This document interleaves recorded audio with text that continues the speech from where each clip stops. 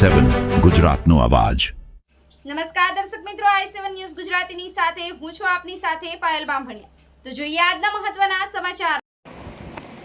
દેવગઢ બારિયાની મલેશિયાની ધરતી પર ભારતનો તિરંગો લહેરાવનાર અને 3 મેડલ જીતી દેવગઢ બારિયાનું નામ આંતરરાષ્ટ્રીય સ્તરે ગુંજાવનાર મિસબા દિવાન આજે પોતાના વતન પરત ફરતા તેમનું ભવ્ય સ્વાગત કરવામાં આવ્યું। પરિવારજનો, નગરજનો અને રમત પ્રેમીઓએ ફુલાર પહેરાવી ઉષ્માભર્યું સન્માન કર્યું। દાહોદ જિલ્લાના દેવગઢ બારિયાની પ્રતિભાશાળીતા એકવોન્ડો ખેલાડી મિસબા દિવાને મલેશિયામાં યોજાયેલી MBW ઇન્ટરનેશનલ ઓપન તાએક્વોન્ડો ચેમ્પિયનશિપમાં ભારત માટે શાનદાર પ્રદર્શન કરી કુલ 3 મેડલ પોતાના નામે કર્યા છે। મિસબાએ ક્યોરુગી સ્પર્ધામાં સિલ્વર મેડલ, પુમસે સ્પર્ધામાં સિલ્વર મેડલ અને વર્ચ્યુઅલ સ્પર્ધામાં બ્રોન્ઝ મેડલ જીતી માત્ર દેવગઢ બારિયા કે દાહોદ જિલ્લાનું જ નહીં પરંતુ સમગ્ર દેશનું ગૌરવ વધાર્યું છે। આજે મિસબા દિવાન પોતાના વતન દેવગઢ બારિયા પહોંચતા જ પરિવારજનો, મિત્રો, રમતગમત પ્રેમીઓ, આગેવાનો અને મોટી સંખ્યામાં નગરજનોએ ફુલાર પહેરાવી તાળીઓના ગડગડાટ વચ્ચે તેમનું ભવ્ય અને હાર્દિક સ્વાગત કર્યું હતું।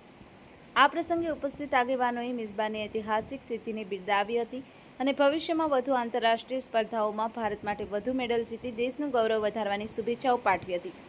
મિસબા દિવાનની ઐતિહાસિક સફળતા આજે દેવગઢ બારિયા સહિત સમગ્ર દાહોદ જિલ્લાના યુવા ખેલાડીઓ માટે પ્રેરણા સ્ત્રોત બની છે। Mohanbhai Vankar, i7 news Gujarati, Devgadh Baria. First of all मैं आपको मेरा थोड़ा इंट्रोडक्शन बताना चाहूँगी। मेरा नाम दीवान मिसबा है और मैं छोटे से गांव देवगढ़ बारिया से बिलोंग करती हूँ और फिलहाल ही मेरा इंटरनेशनल मैच हुआ है जिसमें मुझे क्योरगी में सिल्वर मेडल, पुमसे में सिल्वर मेडल और वर्चुअल में मुझे ब्रॉन्ज मेडल मिला है।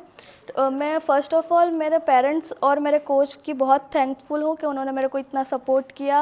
मेरे कोच ने स्पेशली मेरे लिए टाइम निकाला फ़िज़िकल ट्रेनिंग के लिए और उन्होंने मेरे को इमोशनली भी बहुत पुश और स्ट्रॉन्ग बनाया है मेरे को इतने बड़े लेवल पर जाने के लिए। मैं अपने पेरेंट्स और मेरे कोच के दोनों के लिए बहुत बहुत थैंकफुल हूँ। मैं आगे भी यही चाहूँगी कि मेरे पेरेंट्स और मेरे कोच मेरा इतना ही सपोर्ट करें, उनके लिए मैं खूब खूब थैंकफुल हूँ।